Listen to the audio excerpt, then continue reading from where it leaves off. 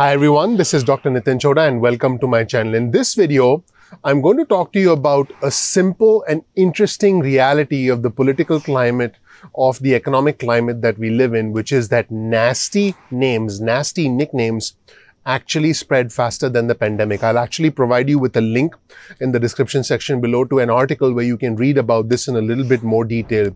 But I want you to try and bear with me as I try and explain this to you, because I believe that this is, on the one hand, politicians trying to manipulate us psychologically by getting us to gang up against other politicians. But on the other hand, this is actually deeply reflective of human nature. You've heard of these nasty nicknames or slurs like Crazy Nancy, like Sleepy Joe, like Basement Biden, and all these kinds of nasty slurs and nicknames that are out there.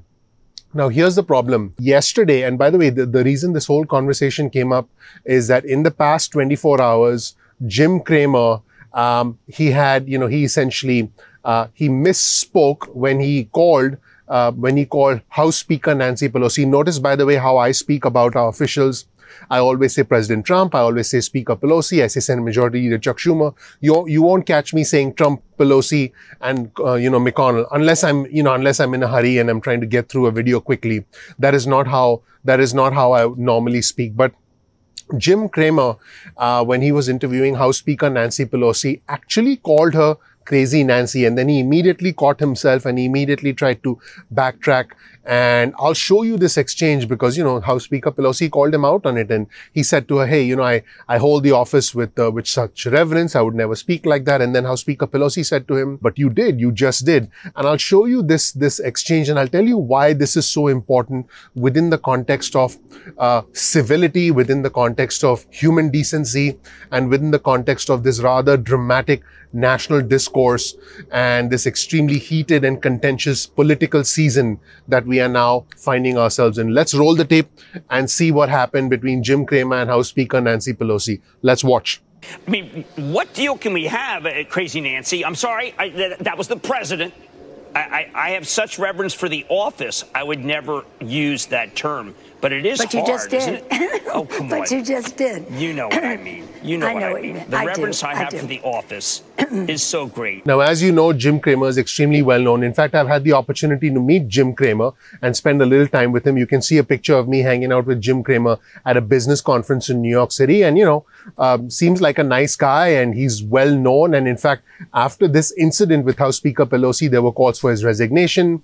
He apologized on air because this thing sort of, became a big deal. So the reason I believe this is part of a larger conversation is because I've been thinking about this, and, I'm not in favor of name calling. I'm not in favor of slurs against anyone, but I do understand this is a very emotionally charged climate.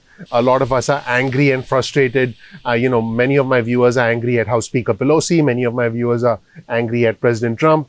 But I believe name calling and I believe these kinds of slurs are never, ever a good idea. In fact, according to an article that was published this morning on Bloomberg, and I will provide you with a link to that article in the description section below, so definitely check out the link in the description to check out the full article.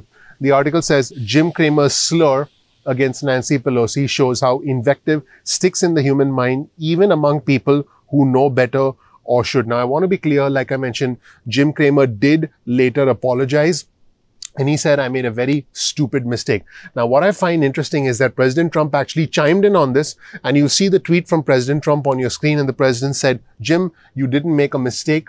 It's true. And that's why you said it. No pandering. Wow. Okay. So, taken by itself, this incident is unfortunate.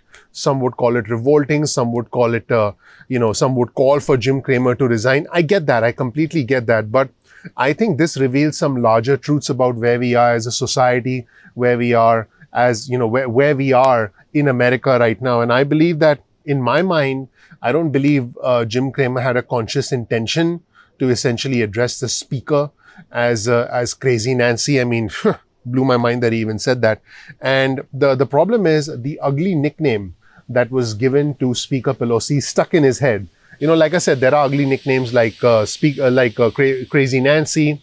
There are ugly nicknames like Sleepy Joe, Basement Biden. There's so many nicknames floating out there.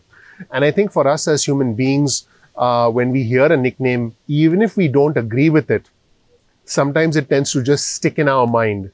And that is a form of, I guess, a psychological implantation, if you will, from one person to another that sort of sticks in your head, whether you consciously agree with it or not, which actually would explain why Jim Cramer had that, had a slip of his tongue, if you will. And so when an ugly nickname sticks in somebody's head, that's the term that essentially comes to mind automatically. And that is unfortunate. And I do think this is important because it is a subconscious form of bullying someone else, which is absolutely terrible. By the way, if any of my viewers and subscribers think that, name calling and slurs are a good thing, I mean, I don't think they are a good thing. So, you won't find me, you will not find me on this channel, name calling anybody, or advocating that. So I just want to be clear about that. So there's an immense power actually to ugly nicknames and nasty nicknames. And a lot of times ugly and nasty nicknames sort of commingle with deception, commingle with lies. And human beings have a phenomenon, and I've talked about this in my introductory video. If you don't know anything about me, check out my introductory video on our channel. My name is Dr. Nitin Chhoda, so please check out my introductory video. I believe we as human beings have a phenomenon mentally called confirmation bias. Here's an example. If you're a supporter of the president, you'll think that the president is phenomenal no matter what he does. And, I've seen that in the viewers and comments. If you're a supporter of House Speaker Pelosi, you'll think that House Speaker Pelosi is phenomenal no matter what she does.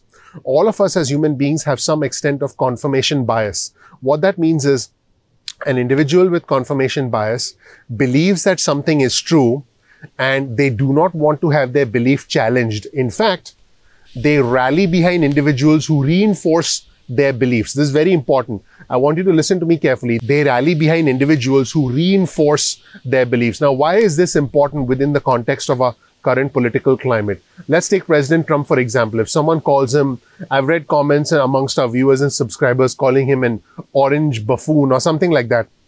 So if you subconsciously believe that the president is, the president doesn't have his act together, you're going to say, yeah, he is, and so on and so forth. But on the other hand, if you believe that that Vice President Joe Biden, and keep in mind that I always refer to Joe Biden as Vice President Joe Biden, notice that I refer to President Trump as, President Trump as President Trump. I think we should speak about individuals respectfully, all individuals respectfully. Anyway, that's my point of view. But if you believe that Joe Biden is, he's not in it, he's out of it, he's hiding in his basement, you're going to believe in the, I would call it a slur. You're going to believe in the slur. You're going to believe in the nasty nickname Sleepy Joe or Basement Biden. So unfortunately, confirmation bias is a phenomenon by which we believe what we believe, number one. Number two, we rally behind individuals who reinforce our core beliefs. And number three, this is important, we instantly reject individuals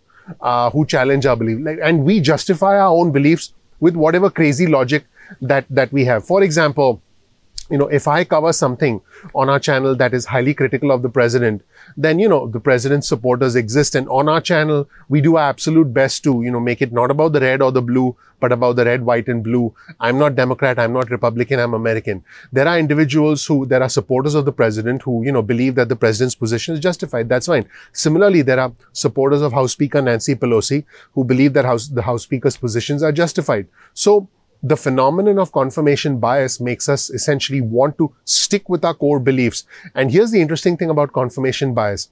If someone challenges your core set of beliefs, you not only reject those beliefs, but you consider it as essentially a challenge to your own belief system, because no one wants to have their own beliefs challenged. If you have a certain set of beliefs, let's say you've had the belief that, I don't know, that individuals who make money and individuals who are extremely wealthy did so by doing things they shouldn't have done. You're going to fundamentally believe that wealthy people are bad. So it's going to be very hard to convince you that wealthy people can be good or are mostly good. So, there is that psychological phenomenon. And this is what I found in my life. This is just my personal experience. I found that individuals who are open to changing their beliefs, individuals who are open to learning something new, individuals who are open to getting their point of view challenged, individuals who are open to feedback, and individuals who are open to actually changing their mind. they are the individuals who tend to, who tend to be more amenable to making the right decisions, making more logical, making more calm, making more rational decisions, as opposed to just emotional decisions. So that was my point of view. But coming back to these nasty slurs, there's also a phenomenon, according to this article, called truth bias. Again, it's a phenomenon called truth bias. And again, I will provide you with a link to this article in the description section below. According to truth bias, people tend to think that what they hear is truthful even when they are specifically told it is false. So again, truth bias is a phenomenon by which people think that what they hear is truthful even when they are explicitly told that it's false, or otherwise if they have excellent reason not to believe it. This is just astonishing. So, let's say you go to Whole Foods and you're buying, let's say you're buying a tuna wrap. By the way, I love tuna wraps. That's my plan for lunch today. I have a tuna wrap waiting for me. But if somehow someone said to you, hey, there was a research study that there's been tons of unhealthy mercury found in tuna wraps and it's going to cause brain damage. Okay, let's just say you heard that. Let's just say you heard that hypothetically. But then you heard it over and over and over again, regardless of where you heard it from. Let's say you heard it from, an uncle who believes in conspiracy theories. And so if you heard it over and over again, the next time you go to get your tuna wrap, you're like, I'll just get the chicken wrap instead. That is truth bias. That is how things work. So research shows that a real-time disclosure that a statement is untrue may not be enough from stopping us from remembering it as true and potentially from repeating it later with conviction. So, when you see a message on Twitter that says this message is false, even though there was a disclosure, you may see that message and you may consider it as potentially true, which is, it's chilling for me to even report this. This is how large-scale manipulation, this is how large-scale deception does tend to happen. So I just want to make sure my viewers and subscribers are aware of that. So these are actually, again, I'll provide you with a link to the article in the description below so you can check it out. So by extension, if you're told that any public official is crazy or they're a crook, you might continue to believe that in some part of your mind, even if you know on reflection that person is totally honest and totally sane. That is a phenomenon of a truth bias. Now, ugly nicknames may or may not contain falsehoods, but an ugly nickname is an ugly nickname, and it's I believe everyone knows that. You, me, high school students know that. Kids who get bullied know that, and bullies know that as well. So there are two aspects to this. There's the character assassination aspect, and there is the the effect on our decisions in business, in life, and interactions with other people, in politics. And so I believe that the Ignition Time community should not advocate ugly nicknames or nasty nicknames. And again, when I read the comments, I see the really nasty nicknames for both sides, and I get it. I get the frustration. But what I'm trying to say is that change begins with us, and we need to be able to try and step back a little bit. And I think we can do that. We can't control the actions of other individuals, specifically public officials, but I do think that we should call out ugly nicknames when they come up. By the way, when you look at the comments below, because our channel has grown so rapidly, there are tons and tons of comments, and some comments are extremely nasty, and we actually spend time, effort, and money in trying to make sure that there is some element of harmony amongst the viewers and comments, because we don't want we don't want a nasty discourse within our community. So this comes down to, I think, our own personal opinion about this. But again, I just wanted to share the phenomenon of confirmation bias and how it can easily be used by individuals to manipulate. I want to talk to you about the phenomenon of truth bias, where you are actually biased against the truth because you were told something over and over again by a public official. Remember, repetition leads to conditioning. If someone wants to condition you that something is bad, they will repeat it over and over and over and over and over and over and over again. If I had to convince you that, that a tuna sandwich was bad for you, and I kept telling you in every video that there was, dangerous mercury in the tuna that you buy at Whole Foods. By the way, the 1% of my viewers who are like, oh, there's mercury in tuna. That's not the point. The point is I could make up anything. I could just tell you that, I could tell you that white paint contained nasty chemicals and you shouldn't use white paint anymore. And if I said that 100 times, you may, the next time you're getting something, I'm not getting white paint, I'm getting cream, because a part of your mind has truth bias because you kept listening to one person over and over again. This is something that that exists and something that can be used or misused. So there you have it. Take that for what it's worth. Now, I'm going to quote Abraham Lincoln because he was, he said something that I found was absolutely fascinating. He said, "We are not," and you'll see this on your screen, "we are not enemies but friends. We must not be enemies. Though passion may have strained it, must not break our bonds of affection. The mystic cords of memory, stretching from every battlefield and patriot grave to every living heart and hearthstone, all over this broad land, will yet swell the chorus of the Union." I'm getting goosebumps as I'm reading this. "Will yet swell the chorus of the Union when again touched, as surely they will be, by the better angels of our nature." Let me know what you think in the comment section below. I'd love to hear your thoughts.